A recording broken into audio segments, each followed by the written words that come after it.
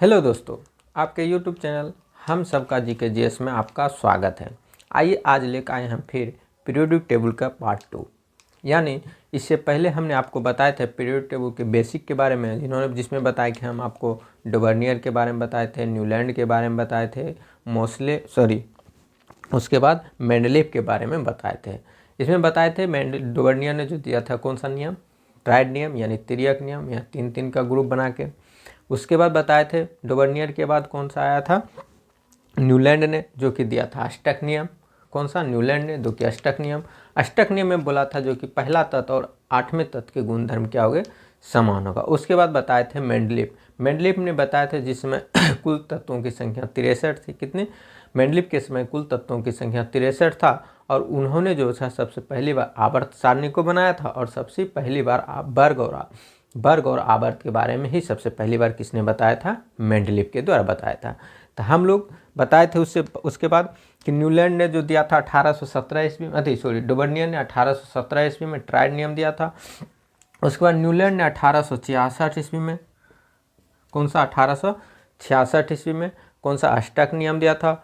और मेंडलीफ ने 1869 ईस्वी में, कब, 1869 ईस्वी में जो दिया था, कौन सा नियम दिया था, मेंडलीफ ने सबसे पहली बार आवर्त सारणी को बनाया था। तो बताए सबसे पहली बार कौन सा बताए थे, न्यूलैंड ने 1866 में, मेंडलीफ ने 1869 में और डोवर्नियर ने 1817 ईस्वी में। कब दिया था, 1817 ईस्वी में। और मोसले कब दिया था, 1913 ईस्वी में। कब दिया था मोसले ने, 1913 ईस्वी में।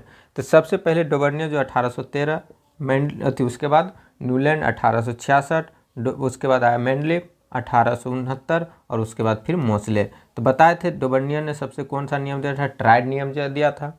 और मेंडलीफ ने अष्टक नियम दिया था। और मेंडलीफ ने जो सबसे पहली बार क्या था, पीरियोडिक टेबल को सजाया था। और सबसे पहली बार इन्होंने ही बताया था कि वर्ग और आवर्त। तो बताए थे मेंडलीफ में वर्गों की संख्या कितना था, 9। लेकिन मोसले की बात करें, मोसले में वर्ग की संख्या कितना है, 18।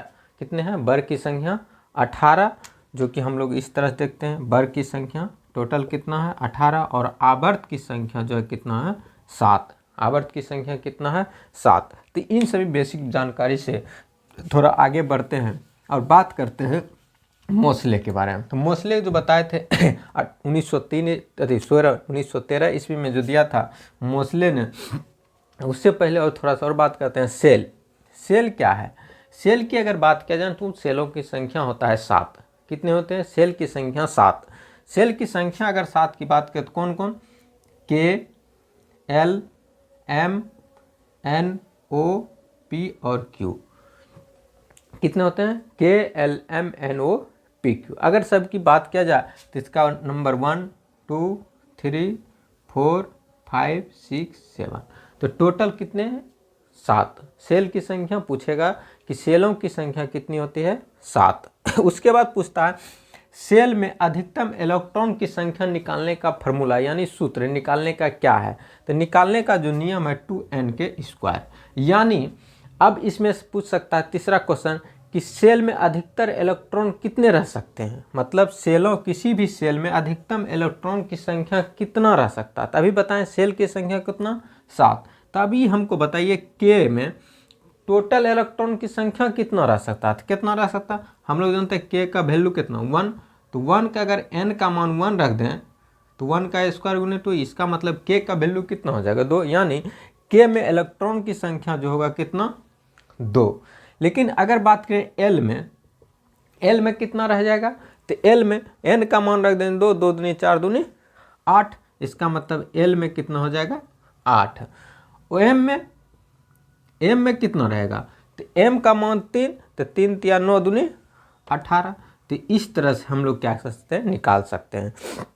के का मान 2, एल का मान 8, एम का मान 18, एन का मान 32, एन का मान कितना हो जाएगा, 32, और ओ का मान 50, ओ का मान कितना हो जाएगा, 50। इस तरह से हम लोग क्या कर सकते हैं, अधिकतम इलेक्ट्रॉन की संख्या निकाल सकते हैं सेल में। यानी किसी भी सेल में अधिकतम इलेक्ट्रॉन की संख्या के निकालने का फार्मूला 2n स्क्वायर, और किसी भी इलेक्ट्रॉन में अधिकतम इलेक्ट्रॉन की संख्या जो रह सकता, सेल में अधिकतम इलेक्ट्रॉन की संख्या जो रह सकता है इससे ज़्यादा नहीं रह सकता है। किस के में 2, एल में 8, एम में 18, एन में 32, ओ में 50 और पी की अगर बात किया जाए 36 दूनी 72 और क्यू में जो रहेगा कितना 98।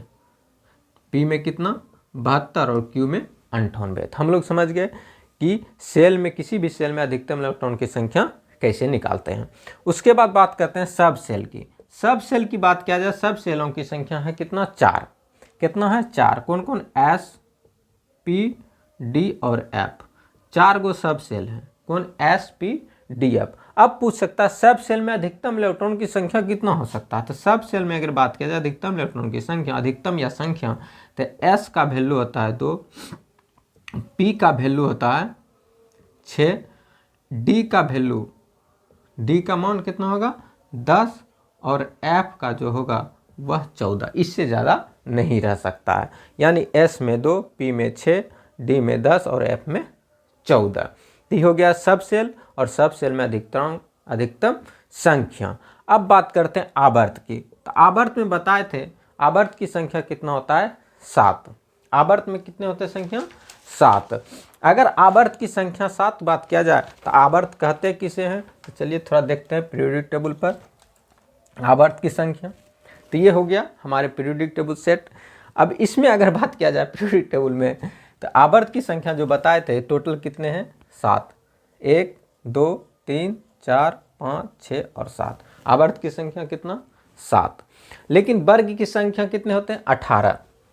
हम लोग जानते हैं इस तरह से पहला वर्ग, दूसरा वर्ग, तीसरा वर्ग, चौथा, पाँचवा, छठा, सातवां, आठवां, नौवां, इस तरह से हम लोग वर्ग करते हैं। अभी जो बताएं हम टोटल सब सेल की संख्या, वहाँ ई भी है।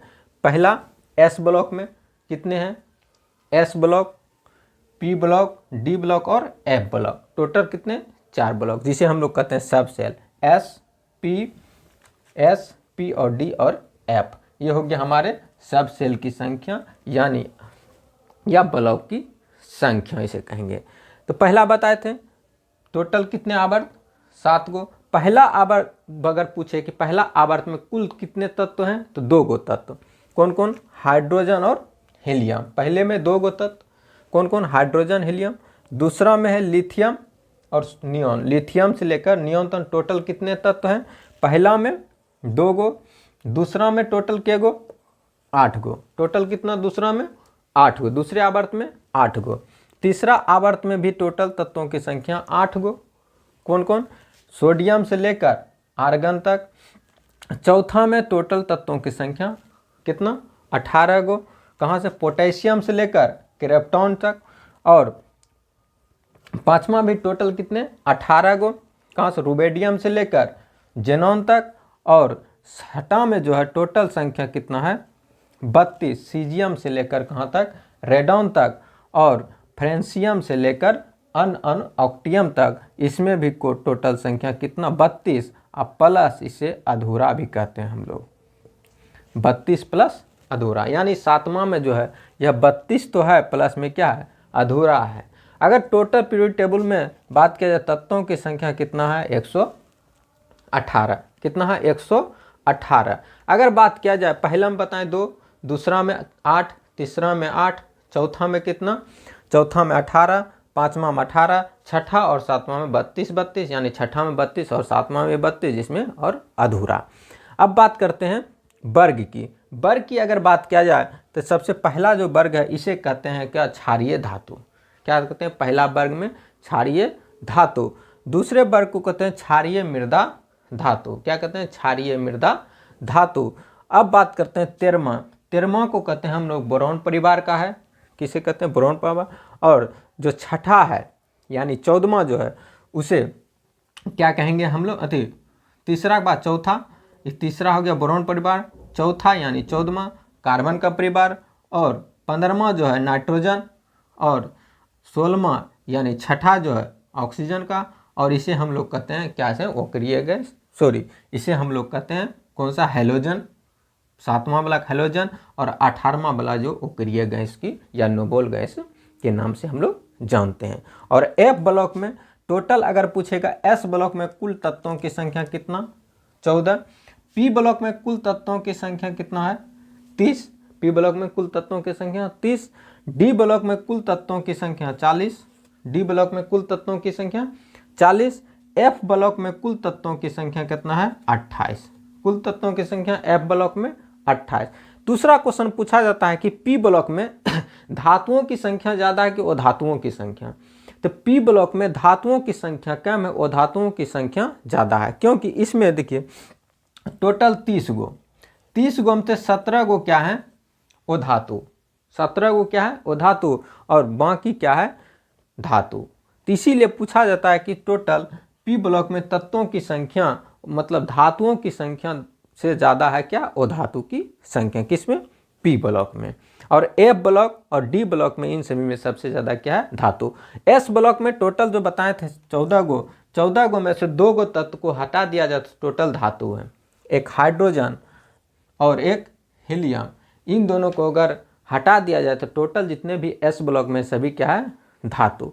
उसके बाद पूछा जाता है कि पी ब्लॉक डी ब्लॉक में सिक्का धातु है, कौन कौन, सिक्का धातु, कॉपर, सोना यानी तांबा, चांदी और सोना, कौन कौन, तांबा, कॉपर, सिल्वर और गोल्ड। इन तीनों को कहा जाता है क्या, सिक्का धातु के नाम से हम लोग जानते हैं। क्या जानते हैं इसको, सिक्का धातु के नाम से हम लोग इसे जानते हैं। किसको, कॉपर, चांदी और सोना को। तो ये हो गया हमारे क्या, मेन पीरियोडिक टेबल में। अब बात करते हैं कुछ बेसिक जानकारी के साथ, आइए आगे बढ़ते हैं।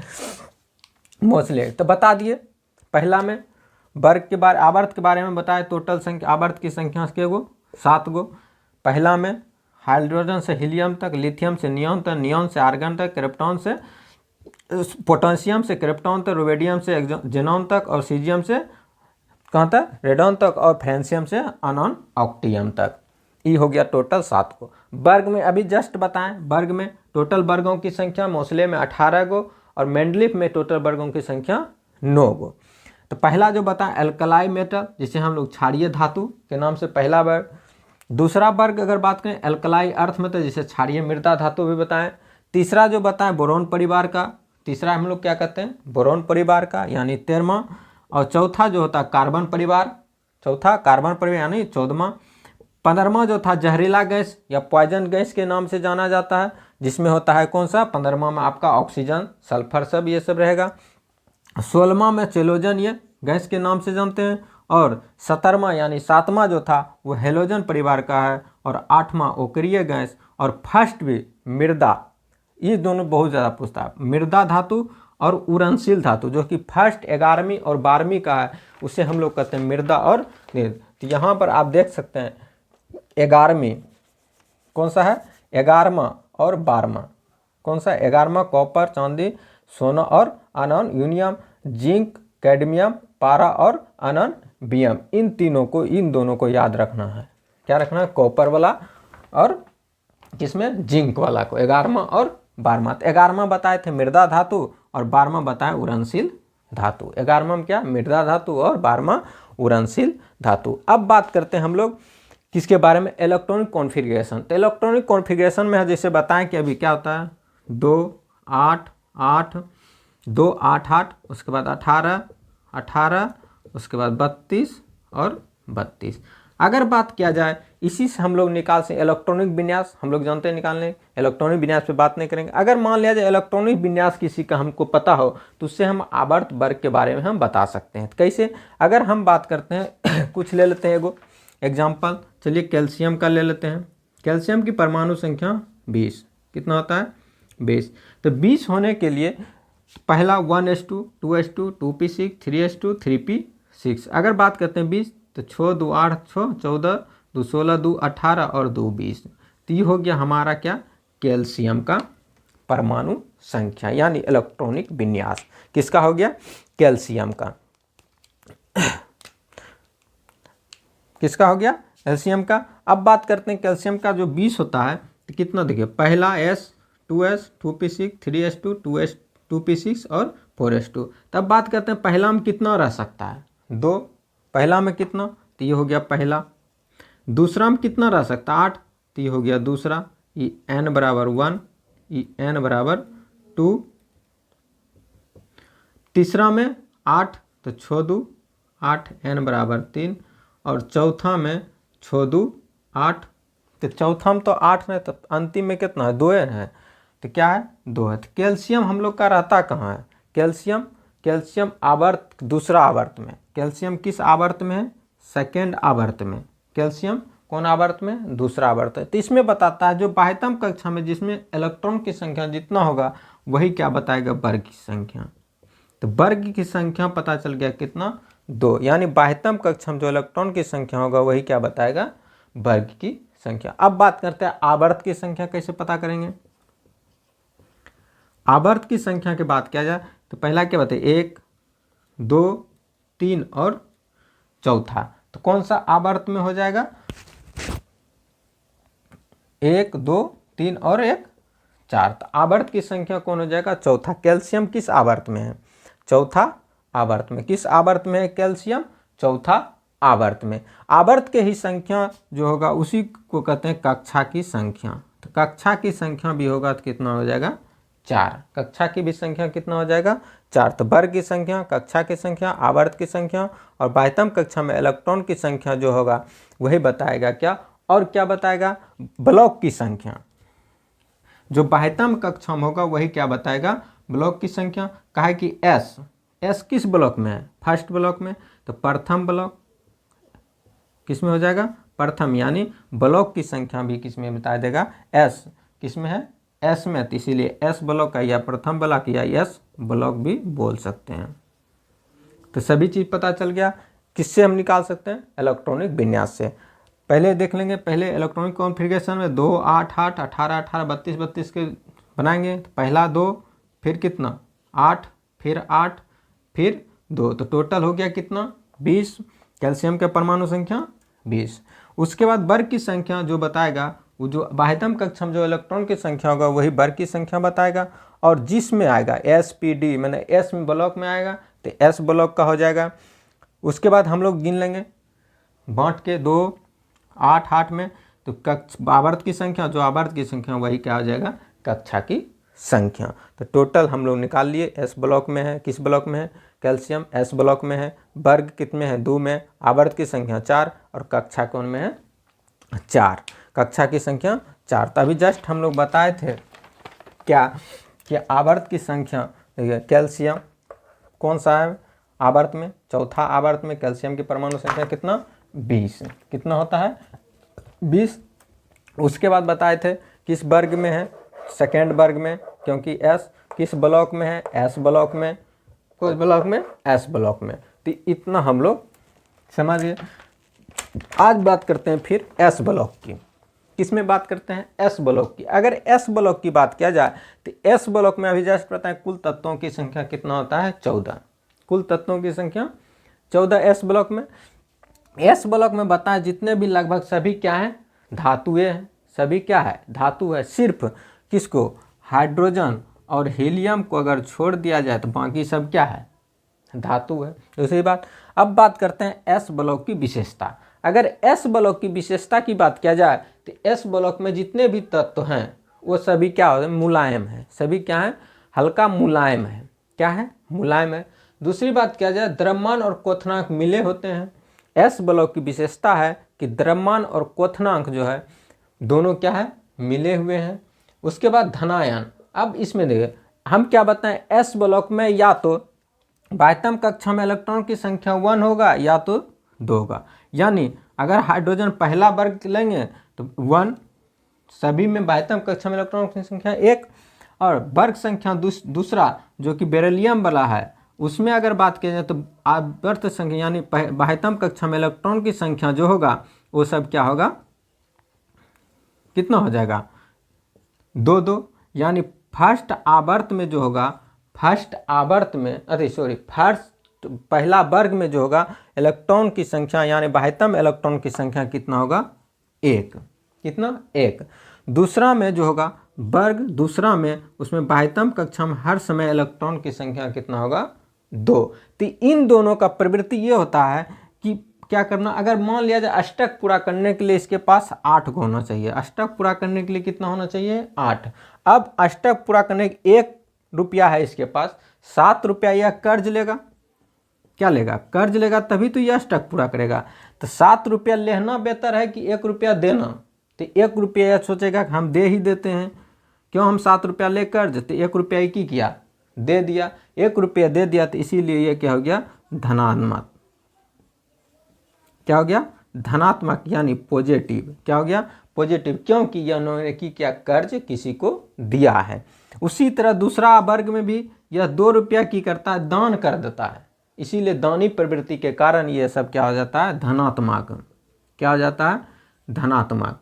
तो दानी प्रवृत्ति होने के कारण एस ब्लॉक के जितने भी तत्व सब क्या है धनात्मक होते हैं। क्या होते हैं धनात्मक। वही बताएं कि एस ब्लॉक में जितने भी तत्व हैं क्या है धनात्मक है, यानी इलेक्ट्रॉन त्यागने की क्षमता रखते हैं। क्या रखते हैं इलेक्ट्रॉन त्यागने की क्षमता। उसमें बताया उसके एस ब्लॉक में ऊष्मा एवं विद्युत का जितने भी तत्व हैं सुचालक होते हैं। ऊष्मा एवं विद्युत का क्या होता है सुचालक होता है, किसमें एस ब्लॉक में। उसमें यौगिक का निर्माण होता है, मतलब जितने भी तत्व हैं इसमें उन सभी यौगिक का निर्माण करते हैं, सिर्फ 2 को छोड़ के, कौन लिथियम और बेरिलियम को छोड़ के। इन बाकी बात जितने भी तत्व सभी क्या है यौगिक का निर्माण करते हैं। उसके बाद इसके ऑक्साइड भास्मिक होते हैं, मतलब एस ब्लॉक के जितने भी तत्व हैं उन सभी तत्व में क्या होता है भास्मिक के गुण होता है। क्या ऑक्साइड भास्मिक के गुण पाए जाते हैं। सभी धातुएं क्या है इसमें जो बता भी सभी जितने भी टोटल 14 को 14 क्या है, इसमें सिर्फ 2 को हाइड्रोजन और हीलियम को छोड़ दिया तो सभी धातु हैं।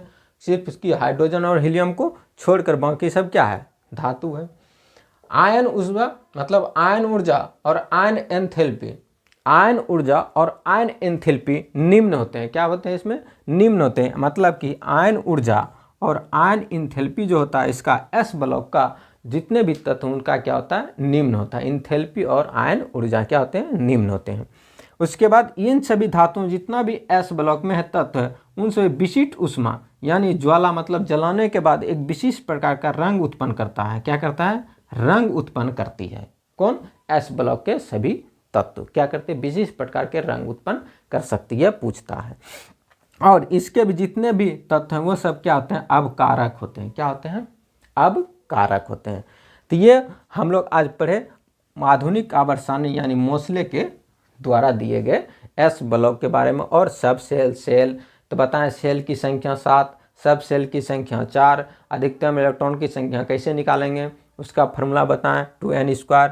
सब सेल में अधिकतम इलेक्ट्रॉन की संख्या, वर्ग के बारे में आवर्त के बारे में बताएं यानी पीरियड और ग्रुप्स के बारे में बताएं, पीरियड की संख्या जो बताएं टोटल 7 कितने होते हैं 7, वर्ग के बारे में बताएं वर्ग की संख्या कितने। तो वर्ग की संख्या जो बताए थे वर्ग की संख्या टोटल यानी ग्रुप की संख्या जो बताए थे टोटल कितने होते हैं 18 किसमें मोस्ले में। और मेंडलीव के समय वर्गों की संख्या कितना होता है टोटल 9। मेंडलीव के समय वर्ग की संख्या 9, लेकिन आवर्त की संख्या उसके समय भी कितना था 7। तो वर्ग में बताए थे पहला वर्ग एल्कलाई मेटल क्षारीय धातु, दूसरा बताया एल्कलाई अर्थ मेटल क्षारीय मृदा धातु, तीसरा बताए थे बोरॉन परिवार, चौथा में बताया कार्बन, पांचवा में जहरीला और सातवां में चेलोजन, आठवां में क्या बताए थे अक्रिय गैस यानी। और पहला जो बी में था फर्स्ट बी में मृदा धातु और सेकंड बी में जो बताया था उड़नशील धातु। इसी में भी 11वें में ही क्या है सिक्का धातु। ये पूछा जाता है कि किस वर्ग में है 11वें वर्ग में है कौन सा सिक्का धातु। कौन कौन है कॉपर, सोना और चांदी। कौन कौन बताए थे कॉपर, Cu, Au और Ag, इन तीनों को क्या कहा जाता है सिक्का धातु। किस वर्ग में है 11वां में। कौन सा वर्ग में 11वां के बी में। किसमें 11वां के बी में कौन सा सिक्का धातु। तो इससे पहले बताए थे एक और वीडियो बनाए थे जिसमें आवर्त सारणी के बारे में बताए थे। अगर आप लोगों को यह वीडियो देख रहे हैं तो इससे पहले आप लोग मेरा सेकंड पहले पार्ट 1 जो बनाया है उस वीडियो को ज़रूर देखें। अगर आप लोगों को यह वीडियो अच्छा लगे जानकारी अच्छा लगे आई होप ये लाइक एंड शेयर और सब्सक्राइब भी जरूर कीजिएगा दोस्तों। जय हिंद जय भारत। जय हिंद जय भारत।